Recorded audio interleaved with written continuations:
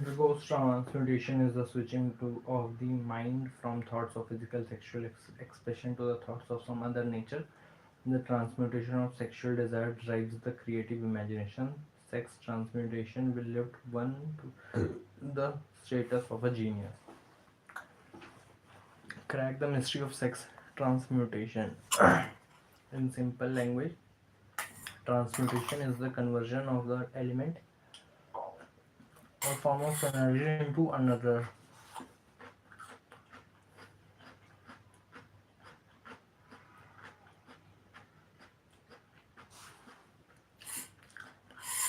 But holds the possibility of following three constructive potentialities.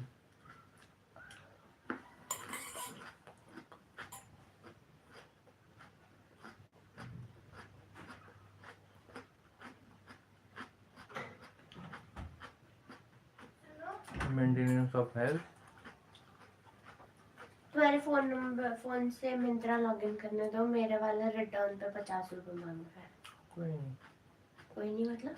कोई नहीं मतलब अभी नहीं, बाद में। अरे मेरे को शादी में जाना है ना आज ही। हाँ बाद में। कितनी देर बाद? 2 घंटे मिनिमम। हर्ष मुझे शादी में आज ही जाना है। तेरा काम इम्पोर्टेंट नहीं है सिर्फ। तो बस तुम्हें एक ओटीपी तो देना है। मैं अपना मिंत्रा लॉगिन नहीं करने, उसमें पर्सनल है कुछ, मम्मी घर से कर ले। एक तो तुम्हारा पर्सनल खत्म नहीं होता है, पता नहीं कितना पर्सनल। हाँ दरवाजा बंद करके तू रखती है और पर्सनल मेरा खत्म नहीं होता, यही ना। 12 घंटे बाद लॉक खुला है।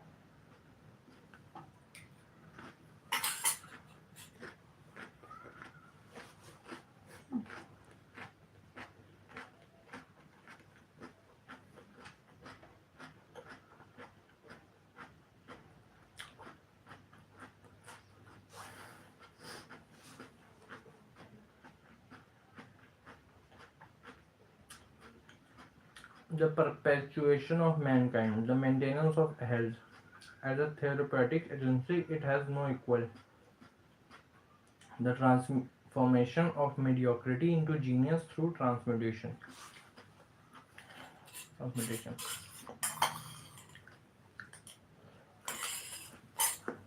Perpetuation of mankind. What is this?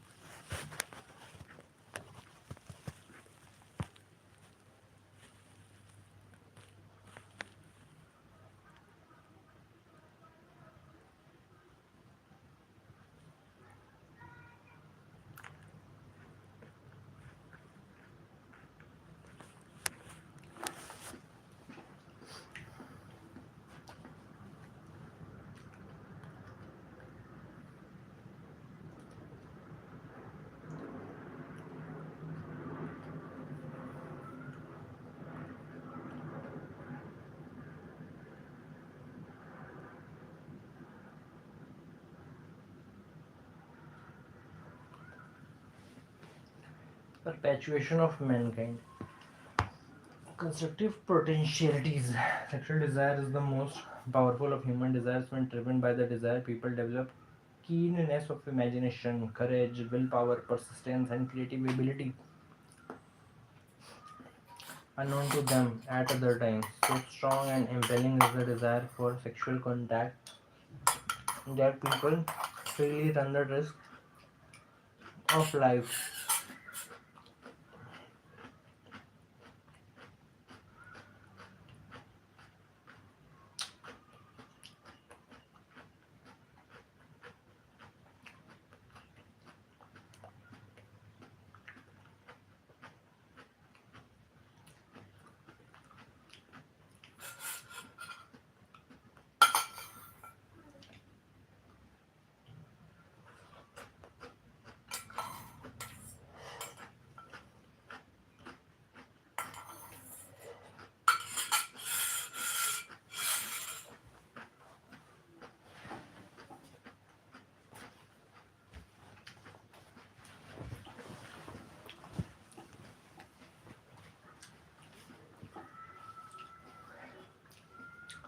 Desire of that people freely run the risk of life and reputation to indulge it. When harnessed and redirected along other lines, this motivating force maintains all of its attributes of keenness, of imagination, courage, etc., which may be used as powerful creative forces in literature, art, or in any other profession or calling, including, of course, the accumulation of riches. The transmutation of sexual energy calls for the exercise of willpower, to be sure, but the reward is worth the effort. The desire for sexual expression in is inborn and natural. The desire can't and should not be repressed and eliminated. Instead, it should be given an outlet through forms of expression that enrich the body, mind, and spirit. It not given the form of outlet through transmutation, it will seek outlets through purely physical channels. The river may be dammed and its water controlled for a time, but eventually it will force an outlet. The same is true for sexual energy. It may be repressed and controlled for a time, but its very nature causes it to continuously seek means of expression. If it is not transmuted into some creative effort, it will find a less worthy outlet. Sexual desire is an irresistible force against which there can be no such opposition as a immovable body. When driven by this emotion, people become gifted with the superpower for action. It can lift one to the status of genius. A genius is a person who has discovered how to increase the vibration of thought to the point at which he or she can freely communicate with sources of knowledge unavailable through the ordinary rate of vibration of thought. Knowledge stored in one's own subconscious, in the subconscious minds of others, and infinite intelligence. The world is ruled and the destiny of civilization is established by the human emotions. People are stirred to action not by reason so much as by feelings. The creative faculty of mind is set into action entirely by emotions and not by cold reason. The most powerful of all human emotion is that of sex. The 10 mind stimulants. The human mind responds to stimuli. A mind stimulant is any influence that temporarily and permanently increases the vibrations of thought known as enthusiasm, creative imagination, intense desire, etc. Through these sources, one may commune with infinite intelligence or enter at will the storehouse of the subconscious mind, either one's own or that of another person.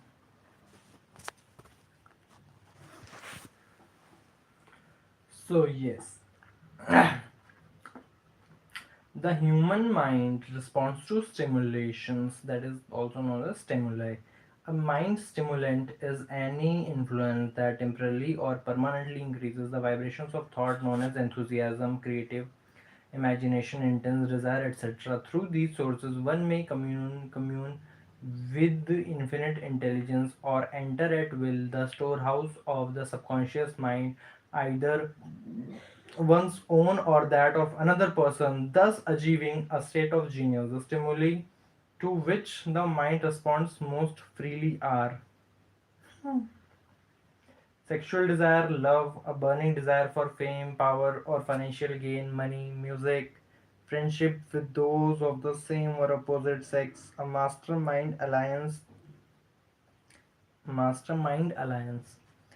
based upon the harmony of two or more people who ally themselves for spiritual or temporal advancement, mutual suffering such as that experienced by people who are persecuted, suffering such as experienced by people who are persecuted, auto suggestion, fear, artificial mind stimulants such as narcotics and alcohol. Note that this is not a comprehensive.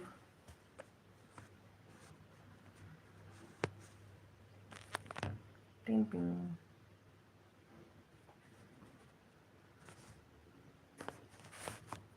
Note that this is not a comprehensive list of mind stimulants. These are only the 10 stimulants to which the mind responds most freely. And not one of them nor all of them combined equals the driving. Okay. Note all the first 8 of these stimulants are constructive, whereas the final 2 are or at least can be destructive. Okay.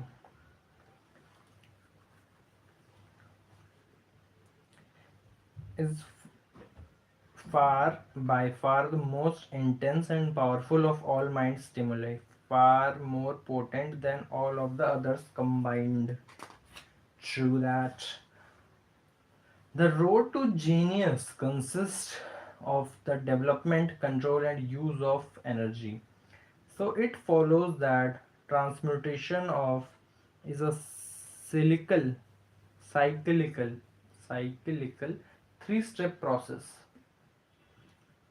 Development. Encourage the presence as the dominating thoughts in your mind and discourage the presence of all the destructive emotions such as fear and jealousy. For more about the benefits of combining with love and romance, see the later section. The mind is a creature of habit. It thrives upon the dominating thoughts fed it. Through the faculty of willpower, you may encourage or discourage the presence of any emotion. When any negative emotion presents itself in your mind, it can be transmuted into a positive, constructive emotion by the simple procedure of changing your thoughts. Resist the temptation to overindulge in physical forms of sexual expression. Allow the emotions of sex, love, and romance to intensify as you continue to nurture them. Use quiet your rational mind by removing all distractions and focus on the financial object you desire, the goal you will ultimately achieve, the opportunity you are pursuing, the problem you must solve, or whatever creative endeavor you are immersed in. You may want to sit or lie down in a quiet, dark, or dimly lit room or close your eyes to allow your subconscious mind to take over as your thought vibrations intensify. And there is no other road to genius than through voluntary self effort.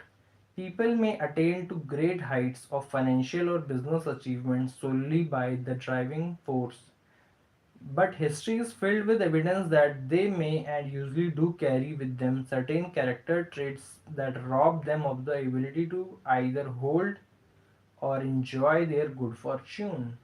Engaging the sixth sense through the transmutation. The transmutation engages the sixth sense, creative imagination, which is covered in more depth in step 10. The faculty of creative imagination is one that majority of people never use during an entire lifetime, and if used at all, it is usually by mere accident. A relatively small number of people use the faculty of creative imagination with deliberation and purposeful forethought. Those who use this faculty voluntarily and with understanding of its functions are geniuses. The faculty of creative imagination is the direct link between the finite mind of human and infinite intelligence, also called revelations, referred to in the realm of religion, and all discoveries of basic or new principle in the field of invention take place through the faculty of creative imagination. When ideas or concepts flash into one's mind through what is popularly called a hunch, they come from one or more of the following sources: infinite intelligence, one's subconscious mind, wherein is stored every sense, impression, and thought impulse that ever reached the brain through any of the five senses. The mind of some other person who has just released the thought or picture of the idea or concept through conscious thought, or the other person's subconscious storehouse. There are no other known sources from which inspired ideas or hunches may be received. Reaching a higher thought plane. The creative imagination functions best when the mind is vibrating due to some form of mind stimulation at an exceedingly high rate, that is, when the mind is functioning at a rate of vibration higher than that of ordinary, normal thought. When harnessed and transmuted, this driving force is capable of lifting one into that higher sphere of thought which enables them to master the sources of worry and pity annoyance that beset their pathway on their lower plane. It lifts the individual far above the horizon of ordinary thought, allowing him or her to envision distance, scope, and quality of thoughts not available on the lower plane, such as that occupied while one is engaged in the solution of the problems of business and professional routine. When harnessed and transmuted, this driving force is capable of lifting one that into that higher sphere of thought, which enables them to master the source of worry, pity, and annoyance that beset their paths on the lower plane. It lifts the individual far above the horizon of ordinary thought, allowing him, when lifted to this higher thought plane, an individual occupies relatively the same position as one who has ascended in an airplane to a height from which one may see over and beyond the horizon that limits one's vision while on the ground. Moreover, while on this higher thought plane, the individual is not hampered or bound by any of the stimuli that circumscribe and restrict his or her vision while wrestling with the problems of gaining the three basic necessities of food, clothing, and shelter. He or she is in a world of thought in which the ordinary work a day thought has been effectively removed, as are the hills and valleys and other limitations of physical vision when rising in an airplane. While on the exalted thought plane, the creative faculty of the mind is given freedom for action. The way has been cleared for the sixth sense to function. It becomes receptive to ideas that could not reach the individual under any other circumstances. The sixth sense is the faculty that makes the difference between a genius and an ordinary individual. The creative faculty becomes more alert and receptive to external vibrations the more it is used, and the more the individual relies upon it and makes demands upon it for thought impulses. This faculty can be cultivated and developed only through use. Unfortunately, only the geniuses have made the discovery. Others have experienced this energy without discovering one of its major potentialities, a fact that accounts for the great number of others as compared to the limited number of geniuses. Reason versus creative imagination. The reasoning faculty is often faulty because it is largely guided by one's accumulated experience. Not all knowledge which one accumulates through experience is accurate. Ideas received through the creative faculty are much more reliable because they come from the sources more reliable than any which are available to the reasoning faculty of the mind. The major difference between the genius and the ordinary crank inventor may be found in the fact that the genius works through his faculty of creative imagination while the crank knows nothing of this faculty. The scientific inventor makes use of both the synthetic and the creative faculties of imagination. For example, scientific inventor geniuses begin an invention by organizing and combining the known ideas or principles accumulated through experience. Through the synthetic faculty, the reasoning faculty, if they find the accumulated knowledge to the insufficient for completing the invention, they then draw upon the sources of knowledge available to them through their creative faculty. The method by which this is done varies with the individual, but this is the sum and substance of the procedure. They stimulate their minds so that they vibrate on a higher than average plane, using one or more of 10 mind stimulants or others some other stimulant of his or her choice. They concentrate upon the known factors, the finished part of the invention, and create in the mind a perfect picture of unknown factors, the unfinished part of the invention. They hold this picture in mind until it has been taken over by a subconscious mind and then relax by clearing their minds of all thought and wait for the answer to pop up. Sometimes the results are both definite and immediate.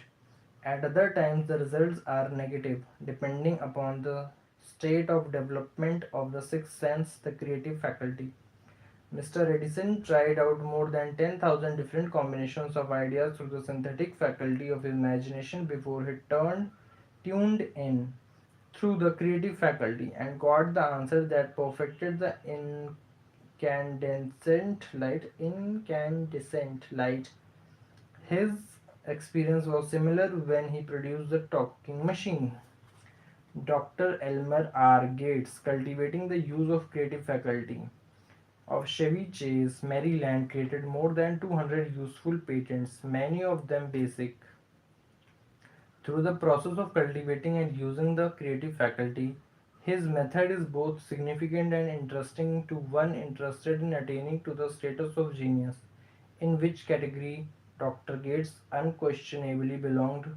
Dr. Gates was one of the really great, though less publicized, scientists of the world. In his laboratory, he had what he called his personal communication room.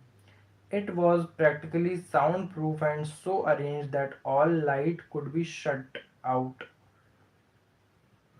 It was equipped with a small table on which he kept a pad of writing paper. In front of the table on the wall was a button that controlled the lights. When Dr. Gates desired to draw upon the forces available to him through his creative imagination, he would go into his room, seat himself at the table, shut off the lights, and concentrate upon the known factors of the invention on which he was working, remaining in that position until ideas began to flash into his mind in connection with the unknown factors of the invention. On one occasion, ideas came through so fast that he was forced to write for almost 3 hours.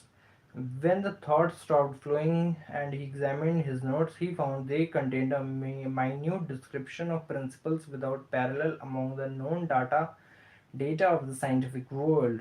Moreover, the answer to his problem was intelligently presented in those notes. In the manner, Dr. Gates completed over 200 patents which had been begun but not completed by half-baked brains.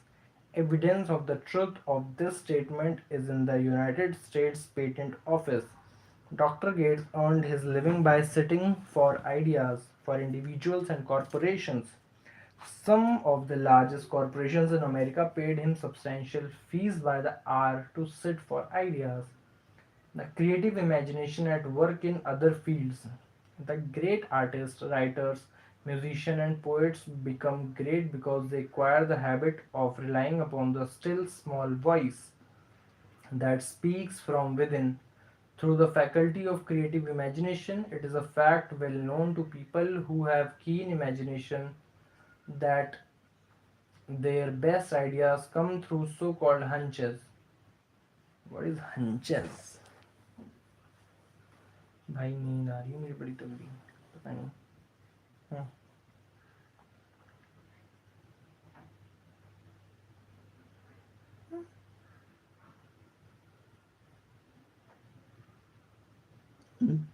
Oh, bent.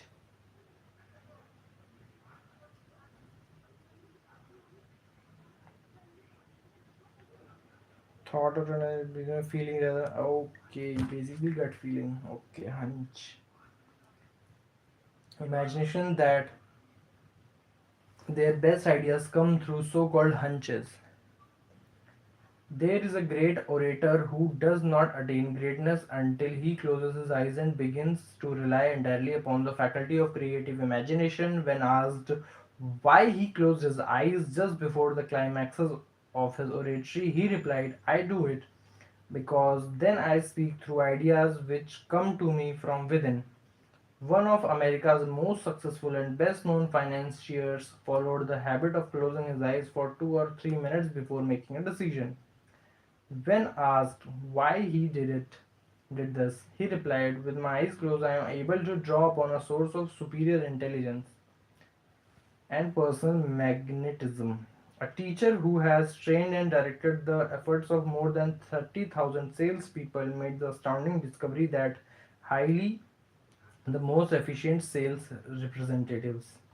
The explanation is that the factor of personality known as personal magnetism is nothing more nor less than energy. Highly always have a plentiful supply of magnetism. Through cultivation and understanding, this vital force may be drawn upon and used to great advantage in the relationship between people. This energy may be communicated to others through the following media. Handshake, the touch of the hand indicates instantly the presence of lack of magnetism.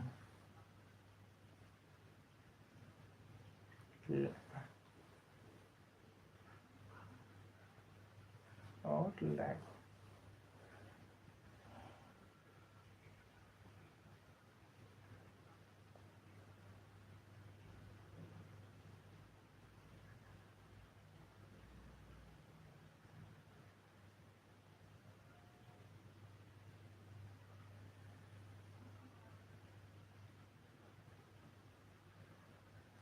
Okay. Magnetism. Color the voice or makes it musical and charming. Move briskly with grace and ease. People mix with the emotions of with their thoughts or may do so at will and in that way may influence who those around them. People who are highly are usually very careful about their personal appearance. They usually select clothing of a style becoming to their personality, physique, complexion, etc. When employing salespeople, the more capable sales manager looks for the quality of personal magnetism as the first requirement for their job. People who lack energy will never become enthusiastic nor inspire others with enthusiasm, and enthusiasm is one of the most important requisites in salesmanship.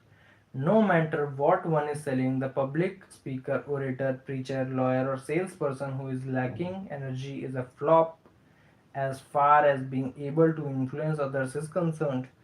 Couple with the fact, coupled with this the fact that most people can be influenced only through an appeal to their emotions, and you will understand the importance of energy as a part of the salesperson's native ability. Master sales representatives attain the status of mastery in selling because they either consciously or unconsciously transmute the energy into sales enthusiasm. Salespeople who know how to take their minds off the subject and direct it in sales effort with as much enthusiasm and determination as they would apply to this original purpose have acquired the art of transmutation whether they know it or not. The majority of salespeople who transmute energy to do so without being in the least aware of what they are doing or how they are doing it. Transmutation of energy calls for more willpower than the average person cares to use for this purpose.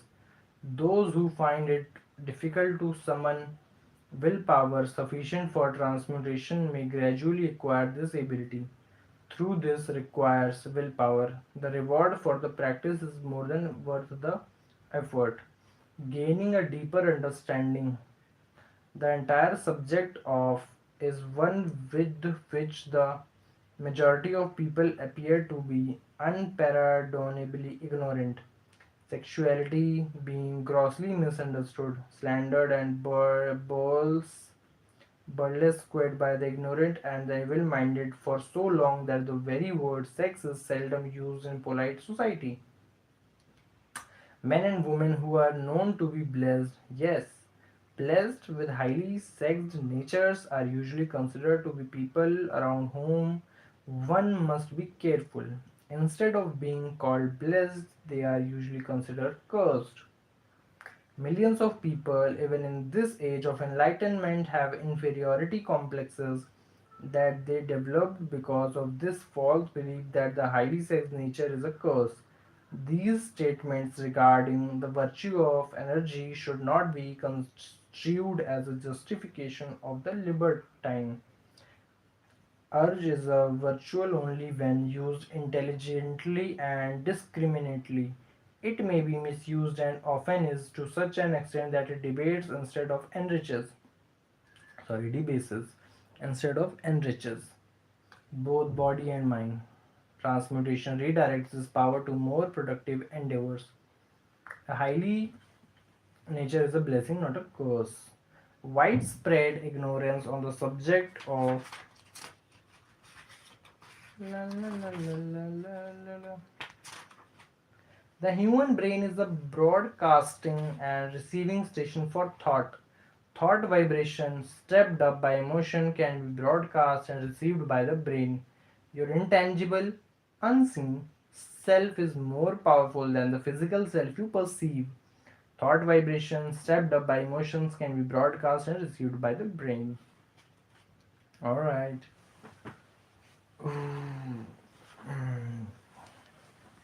Widespread ignorance on the subject is due to the fact that the subject has been surrounded with mystery and be clouded by dark silence. The conspiracy of mystery and silence has increased curiosity and desire to acquire more knowledge on this verboten subject. To the shame of all lawmakers and most physicians, by training those best qualified to educate youth on that subject, such information has not been easily available.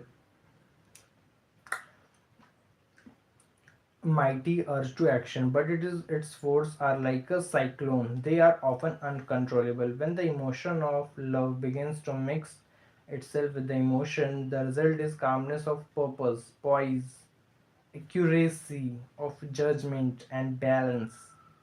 Love and romance are all emotions capable of driving people to heights of super achievement. Love is a modulator that ensures balance, poise, and constructive effort. When combined, these three emotions may lift one to an altitude of a genius. Some geniuses, however, have little or no love. Most of them may be found engaged in some form of action which is destructive or not based upon justice and fairness towards others. If good taste would permit, a dozen geniuses could be named in the field of industry and finance who ride ruthlessly over the rights of others. They seem totally lacking in conscience. When combined, the emotions of love and romance may lift one to an attitude of a genius. Love softens, modifies, and beautifies, leave their unmistakable marks upon the features. Moreover, these signs are so visible that all who wish may read them. People who are driven by the storm of passion based upon desires alone may plainly advertise that fact to the entire world of the expression of their eyes and lines of their faces. The emotion of love, when mixed, it softens, modifies, and beautifies the facial expression. No character analyst is needed to tell you this. You may observe it for yourself. The emotion of love brings out and develops the artistic and the aesthetic nature of a person. It leaves, it impresses upon one's very soul even after the fire has been subdued by time and circumstance. Memories of love never pass, they linger, guide, and influence long after the source of stimulation has faded. Every person who has been moved by genuine love knows that it leaves enduring traces upon the human heart. The effect of love endures because love is spiritual in nature. Those who can't be stimulated to great heights of achievement by love are hopeless. They are dead. Through they may seem to live. Even the memories of love are sufficient to lift one to a higher plane of creative effort. The major force of love may spend itself and pass away like a fire that has burned itself out, but it leaves behind indelible marks as evidence that it passed that way. Its departure often prepares the human heart for a still greater love. Go back into your yesterdays and bathe your mind in the beautiful memories of past love. It will soften the influence of any present worries and annoyance.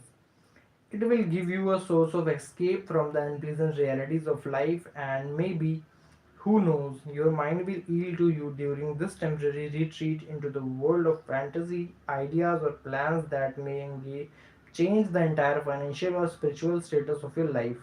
If you believe yourself unfortunate because you have loved and lost, perish the thought. One who has loved truly can never lose entirely. Love is whimsical and temperamental. Its nature is ephemeral and transitory. It comes when it pleases and goes away without warning. Accept and enjoy it when it remains, but spend no time worrying about its departure. Worry will never bring it back. Dismiss also the thought that love never comes but once. Love may come and go countless times, but there are no two love experiences that affect one in just the same way.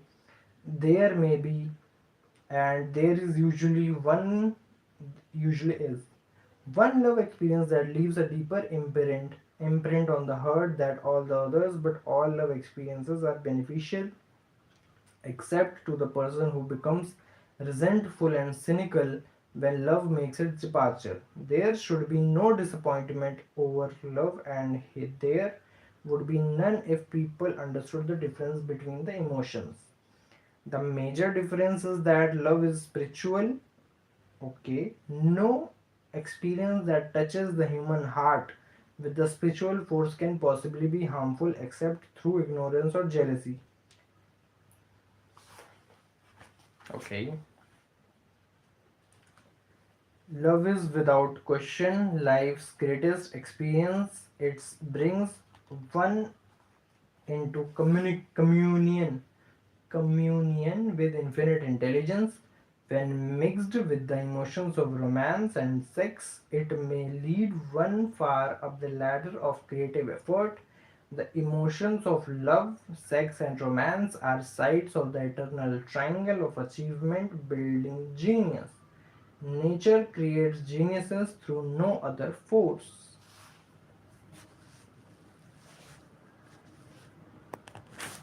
अधूरी कहानी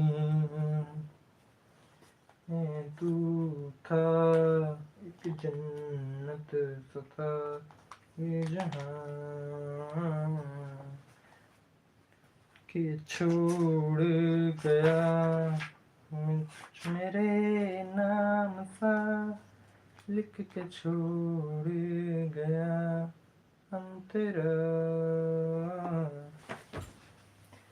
हमारी अधूरी कहानी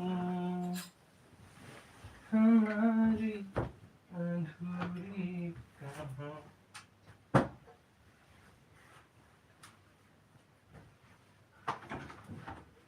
दीदी गई क्या?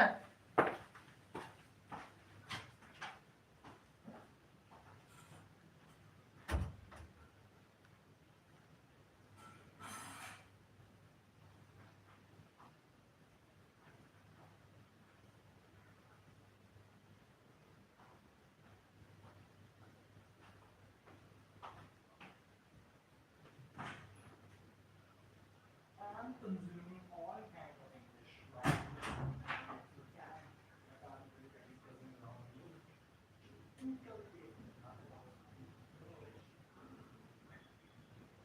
But I think that it's very obvious.